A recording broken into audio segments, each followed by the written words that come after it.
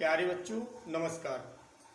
आज हम आपको राष्ट्रीय आय एवं आधार की योग्यता परीक्षा का एक बहुत ही महत्वपूर्ण टॉपिक जिसका नाम है वर्गीकरण।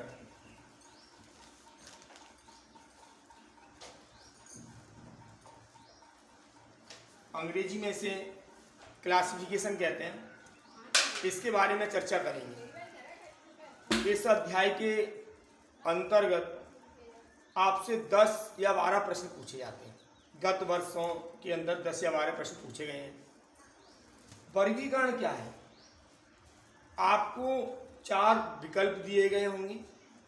4 विकल्पों में से 3 विकल्प किसी न किसी तरीके से उनमें समानता होगी और जो एक अलग होता है, विषम है, जो उनसे भिन्न होता है, वही पद आपका उत्तर होगा। इसमें क्या होता है, उनके गुण, धर्म, आकार, बनावट, वेशभूषा, किसी तरीके से उनमें सिमिलरिटी, समानता होगी 3 में, और एक उनसे अलग होगा। इसको कई एक तरीके से पूछा जाता है। मैं बेमेल बताइए, मैं अलग क्या है, मैं विषम पद को छाटिए, का वर्गीकरण कीजिए। तो इस तरीके से हमें ये वर्गीकरण करना होता है। जैसे मान लो आपको 4 विकल्प दिए हुए हैं, उनमें से जैसे हम बात करें नंबर 1, आगरा, कानपुर, बदायूं, भोपाल। तो अब हमने क्या देखा, इन्हें हम थोड़ा सा गहराई से दोबारा से पढ़ते हैं। कानपुर, आगरा, बदायूं और भोपाल, ये जो 3 हैं आगे लिखे हुए हैं, वो उत्तर प्रदेश राज्य के जनपद हैं, जिला हैं, जबकि भोपाल इनसे अलग है, वो मध्य प्रदेश का है। तो इनमें जो इसका वर्गीकरण करेंगे भोपाल, ये अलग है, ये हमारा आंसर होगा। इस तरीके से हमें ये प्रश्न हल करने होंगे। देखिए, यहां हमें 3 तरीके की क्वेश्चन मिलेंगे। हिंदी भाषा के शब्दों के आधारित, गणित में अंकों का, और अंग्रेजी। सर्वप्रथम हिंदी का वर्गीकरण करते हैं। इसमें क्या होगा, नंबर 1, मेज, कुर्सी, स्टूल और चटाई। यदि आपसे पूछा जाता है मैं विषम पद छाटिए, मैं अलग बताइए, तो अब हम इसको देखेंगे। ये सब फर्नीचर के अंतर्गत आती है, लेकिन चटाई इनमें अलग होगा, क्योंकि मेज, कुर्सी, स्टूल इनके पैर होते हैं, पाए होते हैं इनमें, जबकि चटाई में पैर नहीं होते। अच्छा, दूसरा अगर हम बात करें, देखिए,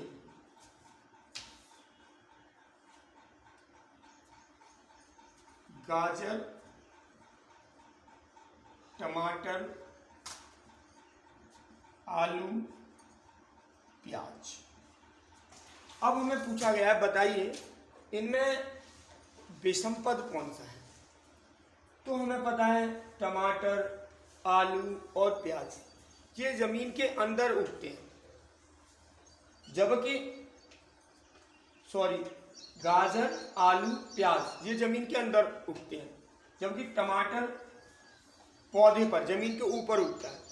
तो इनमें अगर हम कहेंगे तो टमाटर इनमें बिल्कुल अलग है। मकान, भवन, संस्था, अपार्टमेंट।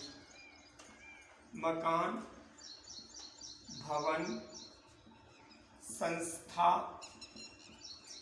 अपार्टमेंट।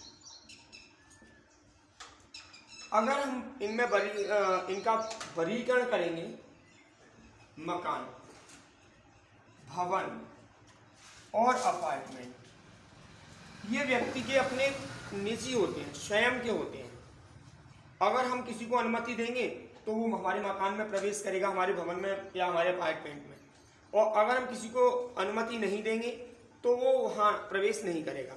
लेकिन संस्था ये एक पब्लिक प्लेस होता है, सार्वजनिक स्थान होता है, यहाँ कोई भी आ सकता है, कोई भी जा सकता है। तो इनमें ये सब रहने के स्थान है, जबकि संस्था किसी के रहने का स्थान किसी का व्यक्तिगत नहीं है, संस्था इसमें अलग है। अगर हम बात करें वर्ग, वृत्त, आयत, त्रिभुज, वर्ग, वृत्त, आयत और त्रिभुज, और हमें पूछा गया है इसमें विषम पद छांटिए, इसमें अलग क्या है। तो ऐसी कंडीशन के अंतर्गत हम देखेंगे वर्ग, आयत और त्रिभुज, इनमें भुजाएं होती हैं, ये भुजाओं से मिलकर बने होते हैं। जबकि वृत्त एक सर्किल जिसमें कोई भुजा नहीं होती। वर्ग के अंदर हमें 4 भुजाएं होंगी, आयत की भी 4 भुजाएं होंगी, यानी एक सीधी रेखाओं से बनी आकृति होती है जी। त्रिभुज के अंदर 3 रेखाएं होंगी, रेखाओं से बनी आकृति होगी, लेकिन वृत्त में कोई भी रेखा नहीं होती। तो इस तरीके से हम हिंदी वाले प्रश्नों का वर्गीकरण करते हैं। अब हम बात करते हैं गणित। गणित की जब बात करेंगे, गणित में भी कुछ खास नहीं है। एक बात आती है सम विषम। सम विषम वाला सीन सबसे लास्ट में होगा, क्योंकि सम विषम वाले प्रश्न मोस्टली परीक्षा में नहीं पूछे जाएंगे, क्योंकि बच्चा 8th की स्थिति पे वो उस पड़ाव पे होता है जब उससे पता होता है। अगर हम बात करें 17, 19, 23 और 27, अब ये तो सारी की सारी संख्याएं विषम है। तो यहाँ पे अलग क्या है, यहाँ पर अलग 27 है, यहाँ पर अलग 27 है। क्यों? 19, 17, 23 ये अभाज्य संख्या है। अभाज्य, अमाने नहीं, भाज्य माने विभाजित हो सके, जो किसी से भी विभाजित नहीं होंगी, केवल और केवल स्वयं से होंगी, या उनका स्वयं के अलावा एक और स्वयं 2 ही गुणनखंड होंगे। Who is divide by only himself, उनको हम अभाज्य संख्या कहते हैं। लेकिन 27 अलग है। यहाँ 27 पहली बात एक क्यूब भी है, घन भी है 27 3 का, और दूसरी बात ये भी है कि ये अभाज्य संख्या नहीं है। 1, 4, 9, 15, अगर हम इसकी बात करेंगे तो इसमें हमारा अलग क्या होगा, 1, 4, 9 ये पूर्ण वर्ग संख्याएं हैं। ये क्या है? पूर्ण वर्ग संख्या है, जबकि 15 पूर्ण वर्ग संख्या नहीं है। तो इसमें 15 अलग है। जितने हम ज़्यादा सवाल करेंगे उतना हम ज़्यादा सीखते हैं। एक्सरसाइज में हर सवाल पे हमें एक मैसेज प्राप्त होता है, 3, 2, 5, 8, 1, 9, 2, 4, 6, 3, 8, 1। अब हमें पूछा जाता है बताइए इनमें अलग क्या है। तो यहाँ मैं आपसे पहले ही कह चुका हूँ कि ये सम विषम वाला कोई सीन नहीं होता। जब हमारा कोई व्यवस्था नहीं बनेगी तब लास्ट में अंतिम विकल्प हमारा सम विषम वाला होता है। यहाँ पहला और दूसरा ये दोनों हमने संख्याओं को जोड़ा, 5 हो गए, 8 और 1 जोड़े 9 हो गए, 2 और 4 जोड़े 6 हो गए, और इन दोनों को जोड़ेंगे तो 11 होगा, जो कि हमारे यही विकल्प भिन्न है। इस जो व्यवस्था बनी हुई है उस पूरी व्यवस्था को खराब कर रहा है। इसका वर्गीकरण 381 ही होगा, इसमें बेमेल 381 है। इस तरीके से कभी ऐसा होगा कॉर्नर के दोनों जोड़ के बीच का हो जाएगा, कभी एक उसमें मिसमैच कर रहा होगा, कोई सा भी, वही हमारा वर्गीकरण होगा। अगला क्वेश्चन देखेंगे हम। अगला प्रश्न,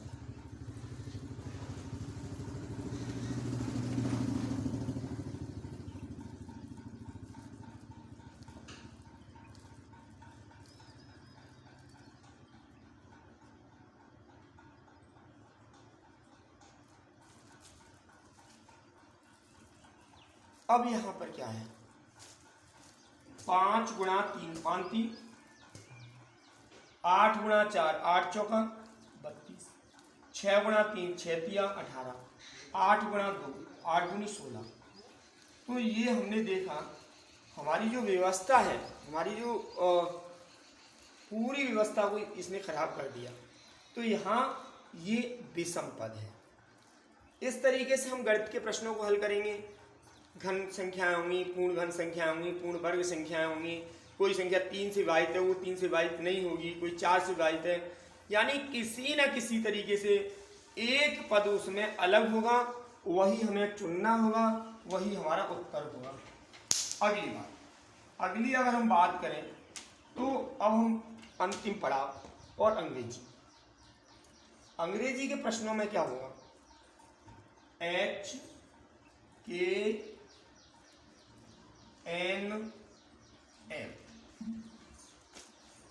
अब यहाँ कौन सा अलग होगा, देखिए H 1 2 3 तीन रेखाओं से, 1 2 3 तीन रेखाएं, 1 2 3 तीन रेखाएं, 1 2 3 4 चार रेखाएं। तो ये इसमें M अलग है।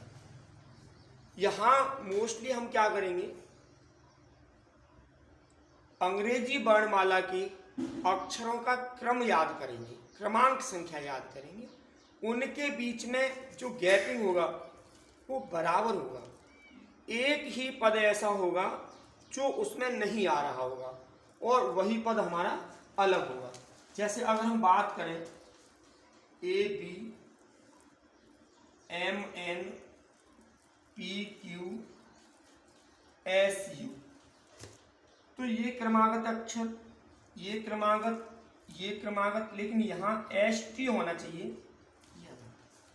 इस तरीके से हम अंग्रेजी भाषा के जो प्रश्न दिए होंगे उनका वर्गीकरण करेंगे। एक प्रश्न और देखते हैं, DCB NML PQS TSR